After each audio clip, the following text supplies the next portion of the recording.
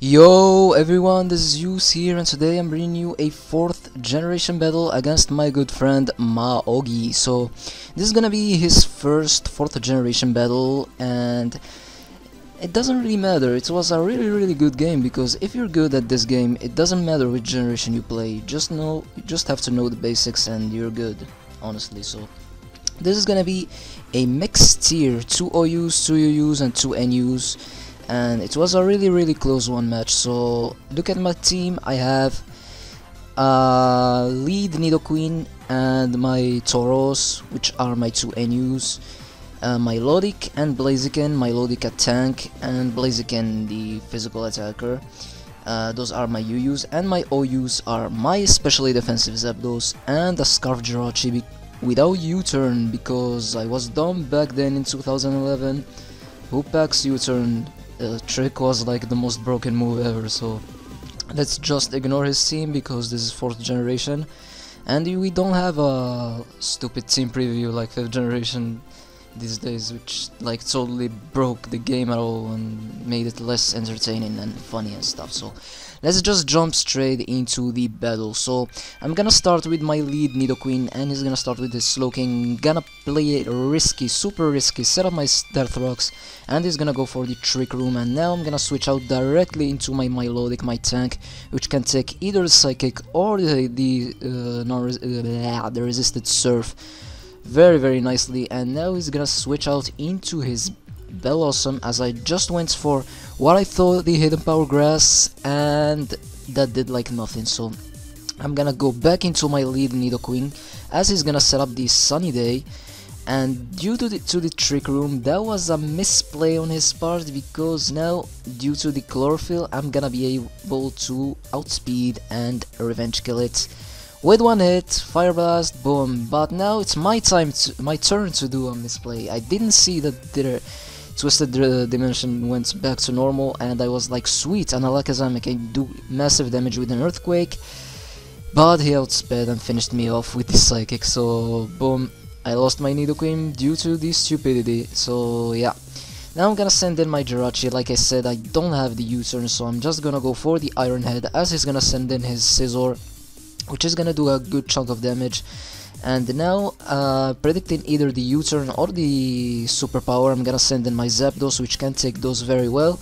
And U-turn is gonna do a lot of damage because I think this Scizor is banded, so yeah. And now he's gonna send in this Swampert, and this Swampert is a problem because Zapdos can't touch it at all, so I'm forced to switch out. And yeah, I'm gonna send in my Milotic again, as he's just gonna do a double switch, predicting my Milotic again or something, and he's gonna send in his Slowking. But this is not a problem at all, because Milotic pretty much walled his Zapdos, walled his Slowking, I mean, very well. I went for what I thought Hidden Power Grass.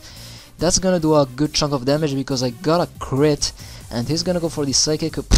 That did like nothing. Oh my god, Milotic's such a beast.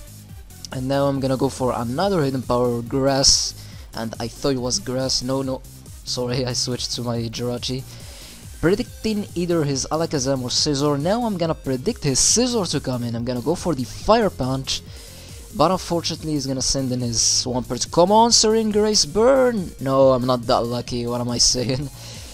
I'm not lucky at all. Why would I wanna burn? So yeah, whatever. I'm gonna go back into this Milotic, go for what I thought Hidden Power Grass, and he's gonna switch out, and he's gonna predict me to go for the Hidden Power Grass, and he's gonna send in his Scizor.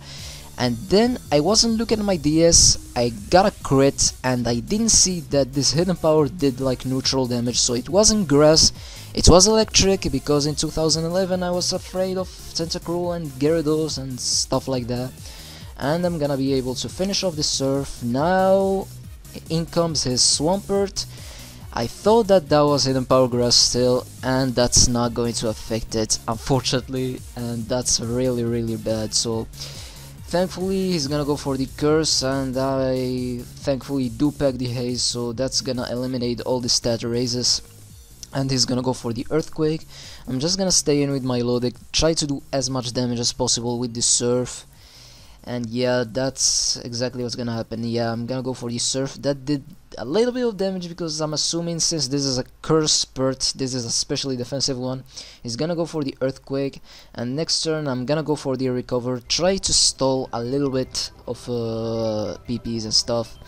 And then I'm gonna do a switch into my Zapdos, predicting another Earthquake. But Maogi, I guess he predicted that or something, and he's gonna switch out as well. So yeah, a bit of leftovers recovery there. In comes my Zapdos, and he's gonna do a double switch as well at the same time, and he's gonna send in his Cheese Master, but it's fine because my Zapdos is specially defensive, can take anything. I'm gonna stay in, go for the Roost, see which moves he's gonna lock himself into.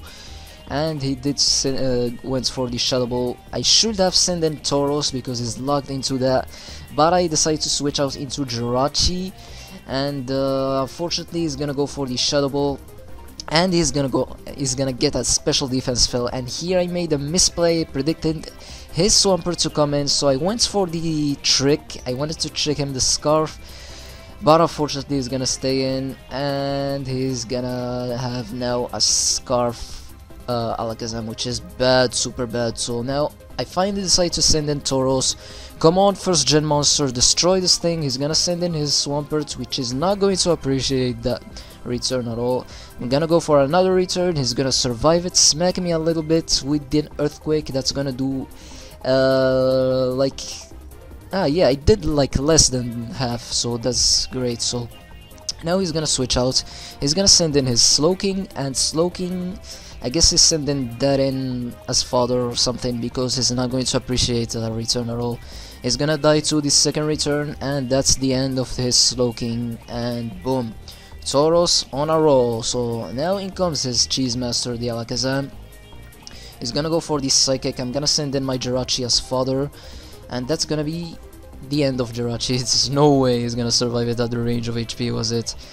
And now I'm gonna send in my Lodic, which can take special moves nicely, even though especially now that this Alakazam is only Scarf at the moment, and I'm gonna be able to take it down with the Surf.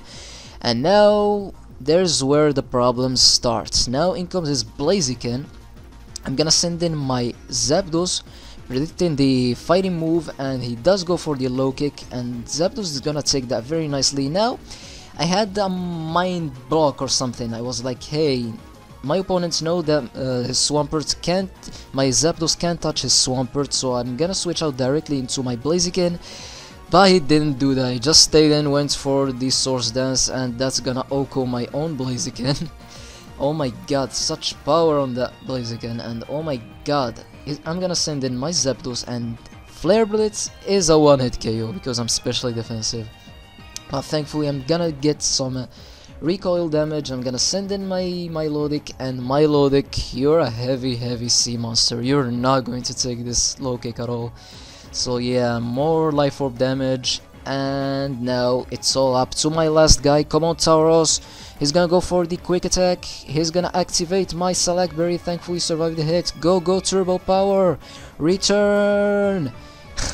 And that's the end of Blaziken and his last guy, which is a Swampert, which is not going to take this return at all. So good game, Maogi, close 1-0. I really enjoyed this battle. I hope you guys enjoyed as much as I did. Please check out my opponent's channel. He's a great second generation battler, one of the best at the moment. And yeah, I will see you guys next time. Have a good day, night / evening, and peace out.